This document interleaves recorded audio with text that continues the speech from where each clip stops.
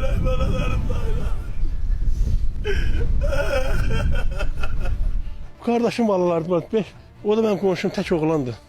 Benim oğlum İldirim'di. Ağır dertdi kardeşim ağır. Aile məhv oldu. Bir dənə balaca nəvəsi qalıb, bir dənə. Yaşaya bilmirəm, çox çətindir. Xahiş eləyərdim sizdən, övladlarınıza deyin, gecə vaxtı hərəkətdə olmasınlar, maşınlar insanları ölümə götürür. Heç valideyn görməsin. Mənim İldirim Həsənli oğlum 35 yaşı vardı. Sürət olub 150 ilə deyirlər sürətlə olub. Maşını idarə edə bilməyib. Vallahi mən heç deyə bilmərəm, ancaq ağır dərddir. Valideyn sözünə qulaq as. Mənim övladım, eyni zamanda 5 övlad. Hamısı mənim balalarım. Bizim ailələr üçün böyük faciədir. Bu faciəyi gətirib çıxarmasına səbəb olur. Qonşunun 2 oğlu, mənim 1 oğlum. Dostlar, 3'ü də.